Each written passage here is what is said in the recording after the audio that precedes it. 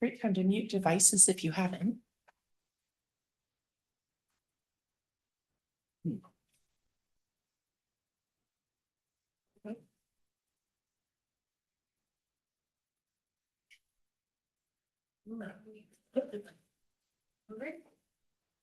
All right, we'll call the meeting to order at 6:05. We'll do roll call Brian. here. Carl, Here. Dawn, Here. Roger, Here. Tina, and Susan. I have an email from Susan. Her flight got delayed and she's still in the air. So she will be missing today. And then Jennifer here. So no, nothing from. Our Councilmember Jorstad wanted to send her regrets. Unfortunately, she is on vacation in Oregon, but she did want to attend today. So she said she'll definitely be at the next one. Okay, any guest business? It's like, no. and no one's online. All right, action items. Can I get a motion to approve the September meeting minutes? Make a motion to September meeting minutes. Second. Do we have Okay, all in favor? or Aye. any edits to the minutes? Yeah, did you have some edits? Yeah, Okay. for my report out, it said, sorry, what page is it on? Talking about the page. Yeah, page 2. I want to learn more history about Catherine Creek Trail Valor Park. It wasn't specifically for those 2 locations, but in general, so that I could make more informed suggestions and recommendations. So I will make maybe, that. yeah, just more generally. Thank you. Okay, so with those updates, all in favor? Aye. Aye, Hi. opposed? All right, motion passes. Discussion items, so November 2025 Parks Department report, Jill. Thank you. I did want to mention, board member Susan Green has decided not to ask for reappointment for the next section. She's due, she expires at the end of this year. So we were anticipating her being here so we could thank her, but we wanted to offer gratitude for her 8 years of service on the park board. When Susan started, North Cove Park was not even planned yet. The redevelopment portion of it wasn't planned. And since that time, we have grown significantly by acquiring Davies Beach, Sunset Beach, Oak Hill, Westlake, and Caballero Hill. And we've also developed Frontier Heights, Sunset Park, Westlake Park, and the Bayview Trail. So she's really been here through a lot of that change and has been really supportive. So we wish her well. We'll probably acknowledge her at your joint meeting with the City Council coming up in January. But I wanted to mention that happened pretty quickly. So for my November Parks Department report, the City Council, as you know, accepted Caballero Park at their September 23rd meeting. And then the deed was transferred for the park into the City of Lake Stevens on October 20th, and the ribbon cutting was held on October 21st. The city is soliciting a request for proposals for community center and indoor fields at Caballero. The playground Jungle Dome at Frontier Heights was moved to Timberlake Park. And then also, some of you may remember the Scout project of the Gaga ball pit up at Eagle Ridge. That was sitting in a place where it just really didn't get a lot of use. So we moved it out to where the Jungle Dome was at Frontier Heights. The bollard project here at North Cove has been completed. The new bollards are lit and you can see them when you leave here this evening. They are a lot stronger. And then in places where we didn't need those bollards, we had ground level lighting put to light up the pathway, and they're a lot more durable than the previous versions of those bollards. So they'll stand up to the heavy park use that we see here. The War Memorial project was finished and the bronze emblems are in. The new emblems they're a little larger than the previous ones, and the Legion has been happy with that project. So we're glad to get that one finished for them. Harvest Fest was held in North Cove Park on Halloween, and it was a little wet, but they still had 18 booths and 5 food vendors there. It was a success despite the rain. And the Pros Plan Open House is tonight at 6:30 until 8 o'clock. The City Council approved updated fees for Parks and Recreation Services. Those fees will take effect on January 1st. I won't go over all the fees. I did provide them here for you to see. I'm happy to answer any questions on those ones. And the Frontier Heights Phase 2 construction began on Halloween as well. And they have removed the grass from where the new field will go. And they're moving right along. It looks like an active construction zone. And a question came up, and there's been some chatter regarding the new development that's coming in just right up the street over here where the coffee stand is. And it's my understanding that that project will bring 200 apartments and then business commercial below. So a mixed use development. It'll be the city's first subterranean parking garage. So that's exciting to bring in. And with that increased growth, every one of the residences that are created pay a park impact fee. That park impact fee is held in a separate account for park improvements related to growth. So that is part of our concurrency of our comprehensive plan. And that money is held in trust to be used in park projects for expansion. Upcoming events are the Winterfest event is December 13th. It's from 4 to 7 at North Cove Park. That will include the tree lighting. And then there's some pictures down here showing some of the goings on of since the last time that we met.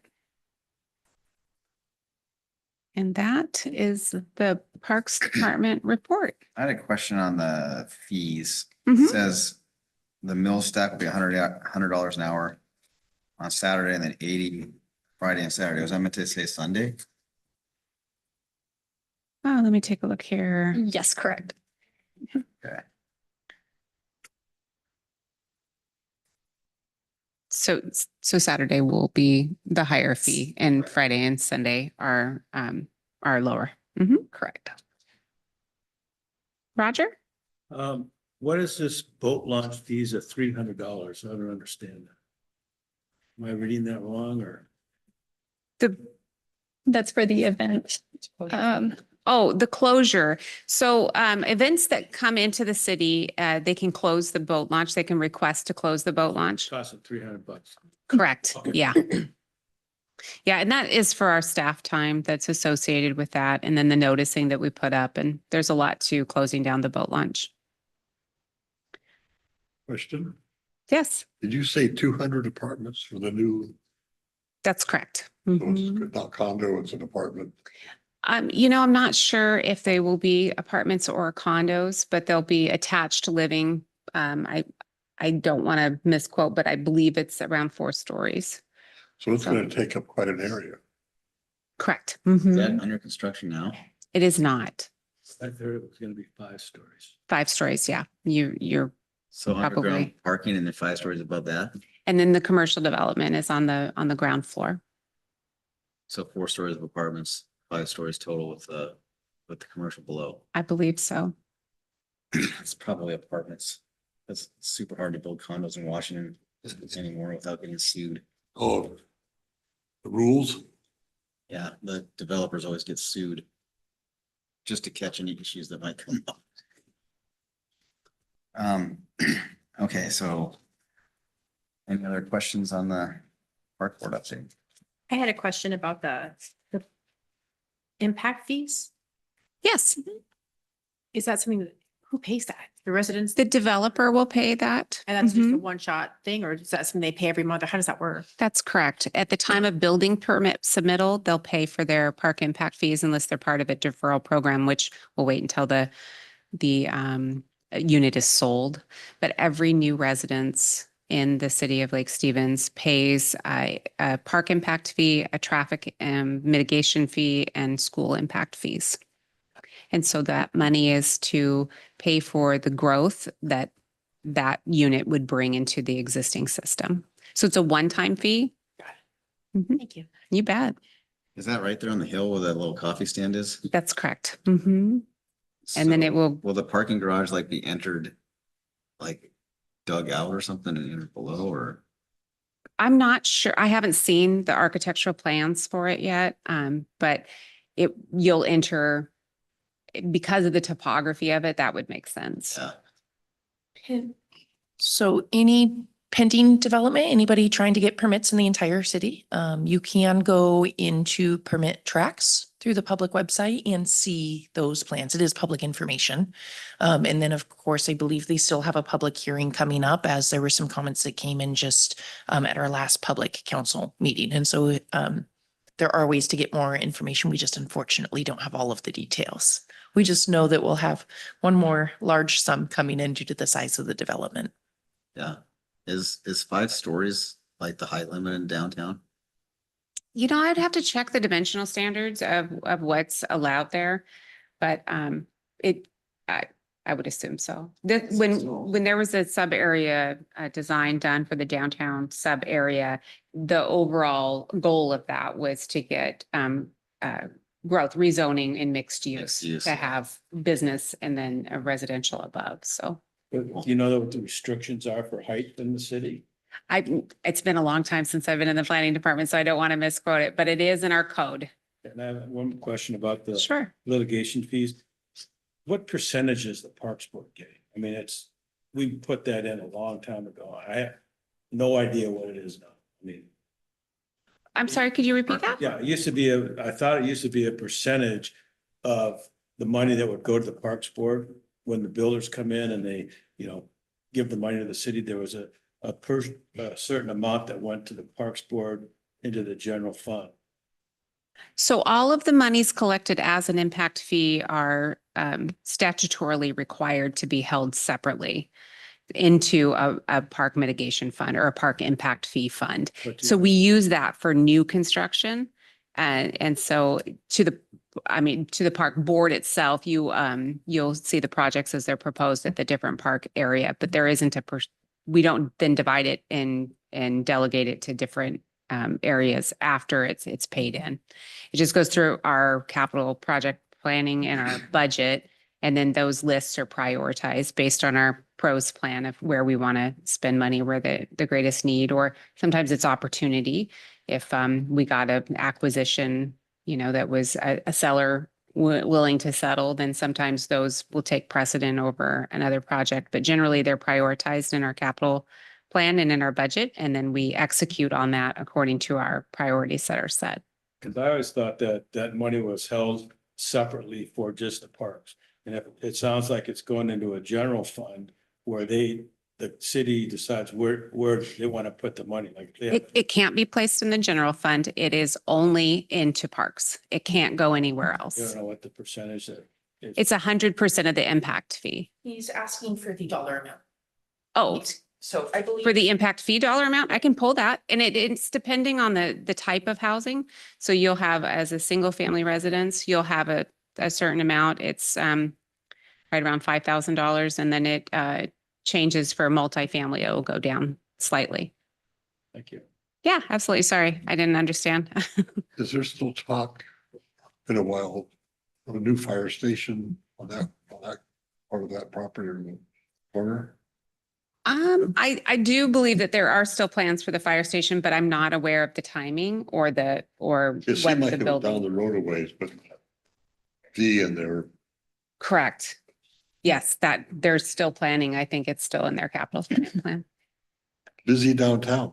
Yes, growing. And also with Winterfest coming up, if any of you guys would like to volunteer to support and help out at the event, please let me know. We would love to have you guys there. We have a lot of different opportunities. If you want to set up or just break down or work the middle part with interacting with the people working our city tent and so forth, let me know. We'd like to see you guys out there. And I was able to pull this information up on park mitigation fees. What I am seeing is that single-family residents, this is $4,572 per residence. The multifamily residents with 2 or more bedrooms, each of those are $3,306. And then there are multifamily residents and accessory dwellings with only 0 or 1 bedroom. Those are $2,104 each. Now, saying this, the park mitigation fees will be revised as soon as we're done with the pros plan. That'll be the next step. We need to look at the total need for capital and work all of the magic numbers in order to come up with that. We'll also have to reframe this from looking at single family or multifamily as the code requires us now to do it by a different metric. A lot of cities are going to square footage that we see. So we'll be revisiting that in the near How future. much money is in that fund now? You know, off the top of your head, or? Off the top of my head, no, I'd have to pull up our budget and our numbers. I can tell you that this next year, we're anticipating bringing in around $800,000 for the year. If my memory is correct, which it may or may not be, our pot of money may be sitting around $2.4 million. And when you look at our current capital project for the 2026 year, almost all of our projects are heavily funded by grants. Some of them 100% covered by grants, and we rely heavily on that fund matching in order to keep up with the volume that we're performing today. So we won't use any of the impact fees? There will be some used, but not the entire amount. Do we know, like, on the indoor field facility, is that gonna be kind of like a Mill Creek style indoor soccer fields kind of a thing? The RFP is available for you all to review in detail. I provided the link, but what it is left up to the proposal, the organization making their proposal to tell us what they would include. We have said that it must have a senior center element. It must have this, that, and the other thing. But we don't know exactly what it will entail or how much of that will be flex space versus dedicated space for that independent purpose. We also don't know the total cost to the city or what will be requested, if any dollar amount, or if the organization developing it will pay for that. If they are requesting budget from the city, this could set back the timeline substantially, as right now we don't have any secured funds to help with that project. As those proposals come in, we'll be able to score them, review them, and we'll likely have more information come January. So you guys are looking at replacing the senior center at Eagle Ridge? They have outgrown that and have been requesting a larger space for a senior center for quite some time. And yes, the mayor's vision right now would be for this to be a multi-generational space that would serve that purpose of what that outbuilding is currently being used for. The Eagle Ridge would be a multi-generational space, or the new sports? The new Cavallero.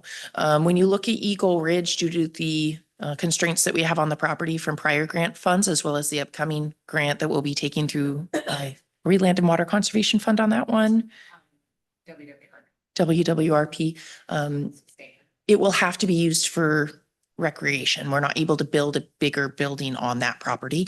As we started looking at the new Eagle Ridge property that was acquired, that space in the middle of the U, that was not large enough to put an indoor community center at that location. And so that idea was abandoned. Originally, the proposal was to move the senior center over a few feet onto that property and give them a larger building to serve the needs. But at this time, the hopes is that it would be combined all in one building at Cavallero. A senior center, multi-use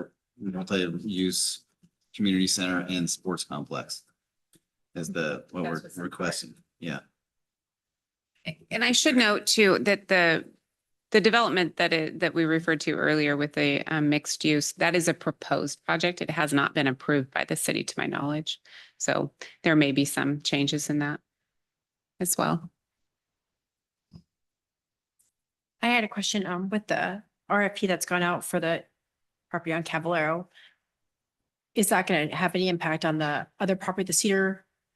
I can't think of what it's called, the donated property that you had before. The Cedarwood? That one, is that still? It won't, because the Cedarwood is proposed to be a recreation hub. Mhm. So it will not have the same purpose as Cavallaro. Again, that was another property where we were hopeful that we would be able to put a community center, but it's just not feasible in that location. Thank you. Absolutely. And are there any thoughts about the senior center at Eagle Ridge if there's no plans for it yet? It's too far in the future. At Okay. this point, that is the home of the senior center. And so it is not on the department's radar to start working on what that will be in the future, whether the building stays and it's programmed and ran by Parks and rented, or if it goes away for additional parking. I think that'll have to be determined after we know the future of the senior center. Again, this could be a 5 or 10-year build. Or a winning proposal could say that they're going to build the whole thing in the next year and a half because they're getting private funding. So that will have to be determined after we have the proposals. Proposals aren't due until, I believe the date is December 10th. After that time, we need to take at least a week or two for scoring.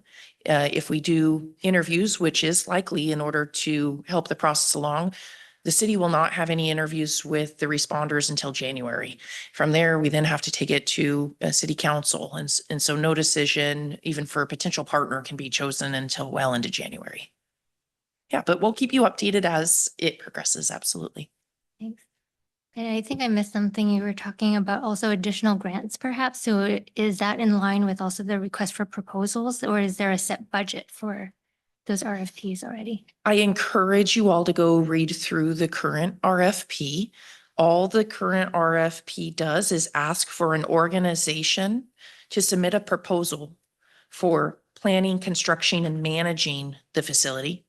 And then at a very high level, it states the types of elements that should be included and proposed on.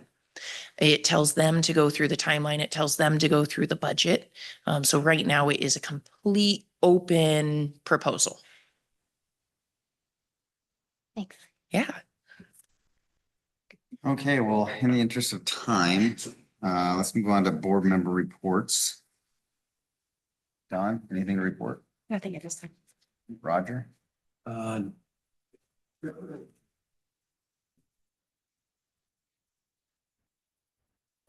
Sorry, I didn't hear. You called my name? Board member report? Yep. Yeah, I visited a few more parks, Eagle Ridge, Sunset Beach, and the reserve, and gave some feedback. As well, I volunteered for Going a Viking, and it seemed like a really great event. A lot of people I spoke to really enjoyed that event, and it has the capacity to have more people coming to the events. A lot of the people I spoke with mentioned that they didn't know about the event. They just happened to be at Lundin Park, and so kind of walked through and was curious about what was going on. So I'm wondering about, in terms of communication, what are ways to improve communication? I know that there's a lot through Facebook or Instagram, through email, through the website. So what is it about communication that can be improved? Because these people really did want to be at the event, but they just didn't know about it. So that was successful. It's great to volunteer there, and I look forward to maybe another one next year. Thanks.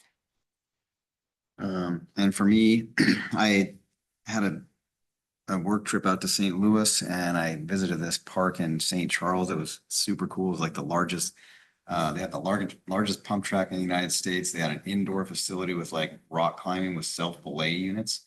And I thought, when I saw that request for proposal, that would be a really cool thing if we could put something like that inside of something like that. I know we had, at one point we talked about having like a rock wall or something in one of the parks. But this one was amazing. It had all kinds of different facilities with self-belay, so people could go up, hook up to it, and then just safely get back down without having anybody else help them. And they had like some other, they had an amazing playground. I haven't actually have a video on it. I'll share with the park board. I'll mail it out to everybody. You can see it's got some really cool stuff. All right, Roger. I'm over here. I'm sorry. Carl. Nothing, nothing to add right now. You got a lot. I'm sorry. Okay, nothing bad. Our future plans are building up. And so it's neat. We're making progress. Anything happening at the Arts and Parks Foundation? I haven't been, I've been rebuilding the house, so I haven't been. Okay. All right, well, I think that's it. Motion to, I want to make a motion to adjourn. Make it, Agenda just for next time. Okay. Just heads up, in January, we'll be, Picking the new chair and vice chair for 2026. And we'll be discussing the joint meeting with city council. Also want to give you guys heads up that I'll be sending out 2026 calendar requests soon to have them as placeholders for upcoming events. So And with that, be thinking about any goals that you want to set as in January. See, as part of chair and vice chair, we also go through the work plan for the year. so All we're right. gonna elect the vice chair and the chair before the city council meeting, or?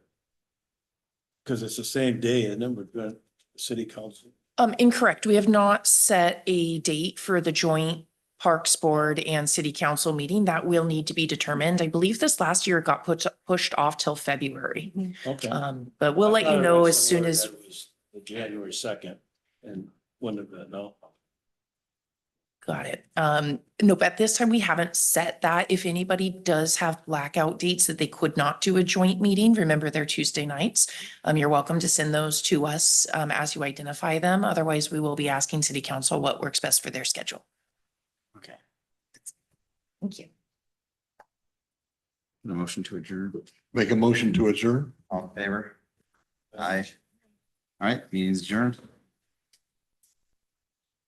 We'll transition really quickly into our proposal plan.